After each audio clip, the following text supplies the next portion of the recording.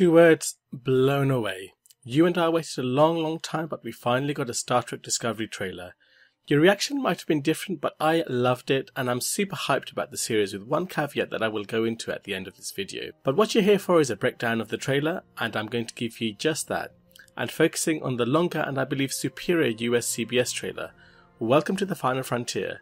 Let's do a deep dive into the Star Trek Discovery first look trailer. The trailer opens with Captain Philippa Georgiou, played by Michelle Yeoh, and her first officer, Commander Michael Burnham, played by Sonequa Martin Green, fresh from her role as Sasha in The Walking Dead, walking across a desert in what looks like Vulcan, wearing robes that are not unfamiliar in Star Trek history. Yep, this series is set in the Prime universe. That's the same as the original Kirk, Picard, Sisko, Janeway, etc. And it takes place 10 years before Kirk's 5-year mission on the Enterprise. However, although the storyline is within established canon, you'll notice that the series has a much more modern aesthetic. And this is a little bit of wordplay. We know the series stars the USS Discovery, but it looks like there is a major discovery in deep space in this trailer. We learn that Burnham and the captain have known each other for at least 7 years, and they are therefore likely to have a close relationship. Captain Georgiou then surprises Burnham by talking about her getting her own command. We then see the first DSC merchandise that I will want, a classic flip-style communicator which is reminiscent of that used in the original series. And then we see it. A beautiful Federation starship slips through the clouds with nacelles slung under the saucer section.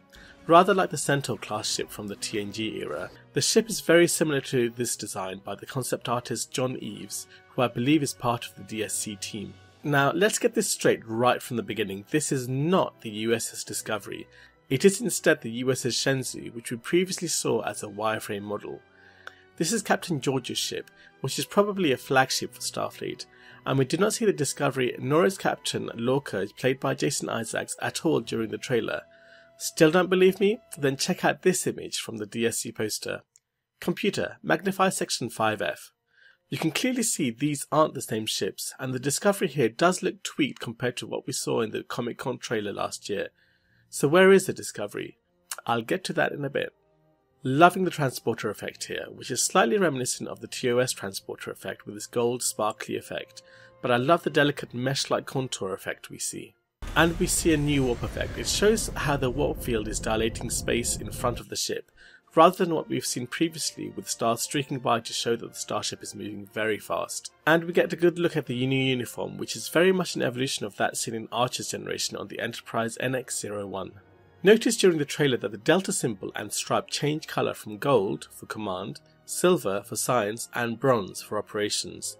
And we have the traditional symbols for command, engineering and science on the badges. Now take a look at the badge on Georgiou's uniform, and you notice 4 small pips on there to denote her rank as captain. This is how you can tell the rank of officers on board. Say hi to Lieutenant Saru, played by Doug Jones, Ensign Connor, played by Sam Bartholomew's, and I believe this is Emily Coots as the helmsman, who has yet to be officially announced. Now this is really interesting. We know that Burnham and Saru are officially part of the crew of the USS Discovery, so what are they doing here on the Shenzhou? It could be that they end up transferring to the Discovery, or perhaps the rumour that the Shenzhou is destroyed before becoming the USS Discovery is correct. You may wish to check out my previous video on plot theories for Discovery by clicking above. But with the Discovery having Lorca as its captain, things do not bode well for Captain Georgiou. But why would Burnham not get the command if Georgiou thought her ready?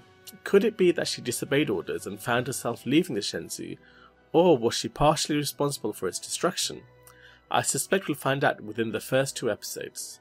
We hear Sarek, Spock's father, talking to Burnham about leaders needing a cause for followers to rally around, perhaps important for things to come? And the reason for Sarek specifically talking to Burnham is strongly hinted at later on in the trailer. Note that the use of a hologram is something new for Star Trek communications, especially for the Federation. A great look at the bridge, and if we were in any doubt before then, this is confirmation that DSC is a soft reboot for Star Trek, keeping canon in terms of story, but aesthetically updating technologies so that the series is now thoroughly modern rather than retro-modern. In fact, this bridge has a similar layout to that of the Enterprise E. We also get a good look at Lobot's great-great-grandson and a reject from the Blue Man Group who accidentally slept on a tennis racket. But joking aside, I do love the thoroughly mixed alien nature of the crew. truly diverse and representative of how many worlds are part of the Federation. Just a reminder that it's expected that the first 2 episodes will be a Klingon-heavy 2-parter, so we get our first clue on what the plot of the first couple of episodes will be as Saru explains they have found something interesting. And take a look at that view screen, absolutely stunning with graphical overlays over the main image. So Burnham seems to convince the captain to go investigate the unknown item for which they have boldly gone where no one has gone before, as they are at the edge of Federation space, perhaps close to Klingon territory, and Burnham dons a pretty snazzy EVA suit to go investigate. Again, the suit is much more modern than what we've seen previously in this era of Star Trek. Note the Starfleet logo on her suit, which we also see elsewhere. So we see Burnham outside the ship looking at what looks like a binary star system. It looks pretty chaotic, which is probably why she needs to undertake this mission wearing a spacesuit rather than taking a shuttle. And here we see the Sentinel's registration, NCC-1227. Which is another indicator that it comes before the Discovery, which has the registration NCC-1301. Enable igniter. Again, confirmation of an autumn aka fall release, expect no more delays on this one. We presumably have some sort of space vessel here. Is this what Burnham went to investigate? Looking back at some of the leaked Klingon starship concept drawings from last year, it could perhaps be this ship. But here we have what is clearly the insider of what has been labelled the Klingon sarcophagus ship, and we actually see what looks like a real sarcophagus rising up high.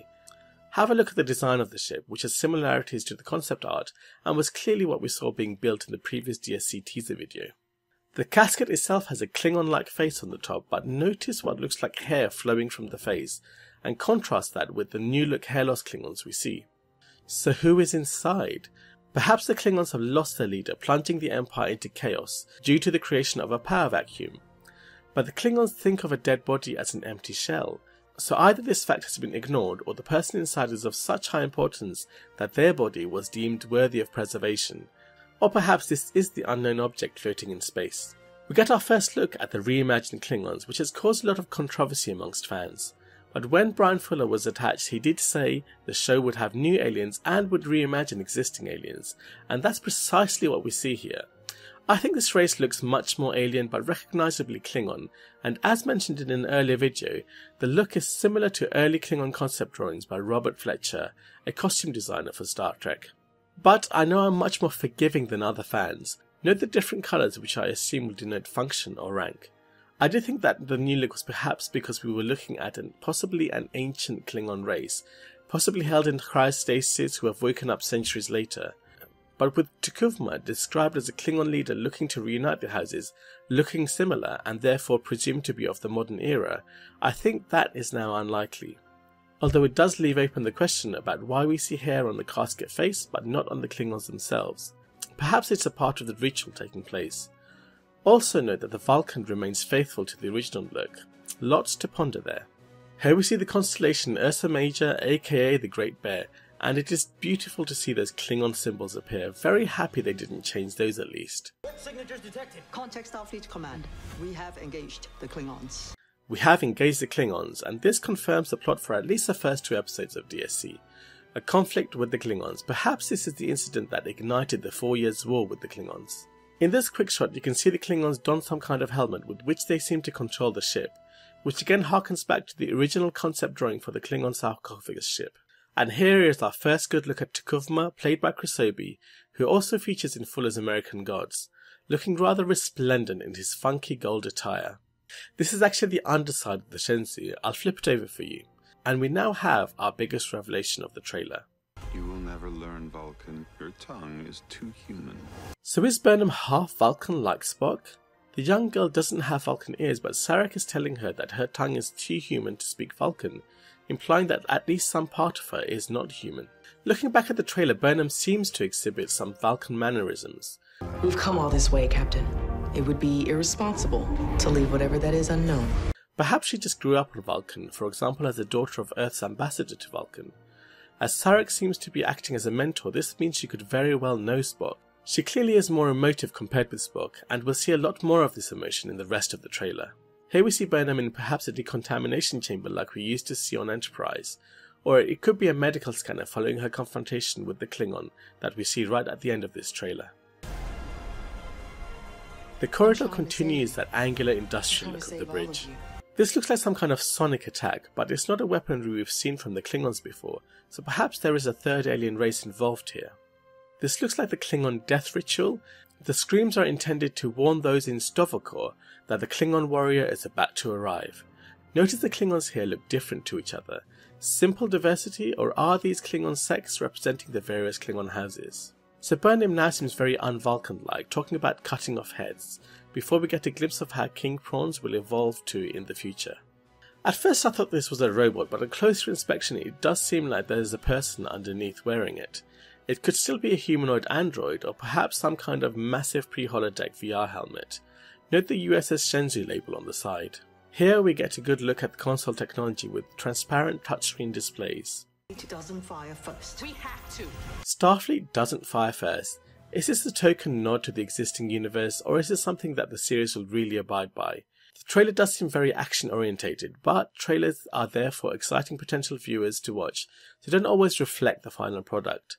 And we have some clever editing splicing together what looks like different scenes and conversations to create its own narrative. I don't think Burnham is advocating firing first here. Here we see that technology has evolved from the use of photonic torpedoes, an earlier design used on the Enterprise NX-01, to full-on photon torpedoes that we first saw on the original Enterprise. Then we have perhaps the most curious line of the trailer, uttered by Lieutenant Saru. My people were biologically determined for one purpose alone, to sense the coming of death. Biologically determined to sense the coming of death. How on earth is that possible? This seems more like fantasy than science fiction. Although Saru's race may be able to somehow sense or move into the future, it does seem a bit unusual to be able to sense death itself. And does that mean they were purposely bred? Why and by whom? Note that there is some editing going on here, so there could be some splicing going on to subtly change the actual conversation that took place. Finally, we're back in the asteroid field we saw earlier, with the structure in the background, and Burnham is not alone. I think that is a Klingon warrior with his own version of an environmental suit, and it's difficult to see, but I think that's a bat'leth they are carrying.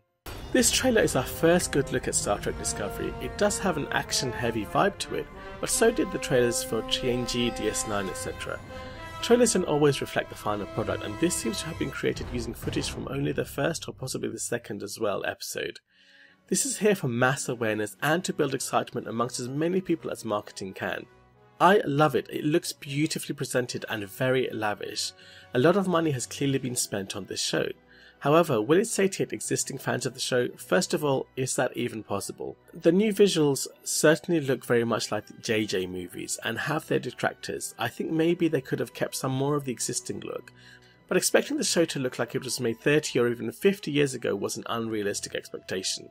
Star Trek was never supposed to be retro, it was always a modern feature. TNG modernised, and here we have DSC modernising further. But the real verdict won't be about how the show looks, but how it feels. Will it be true to Star Trek?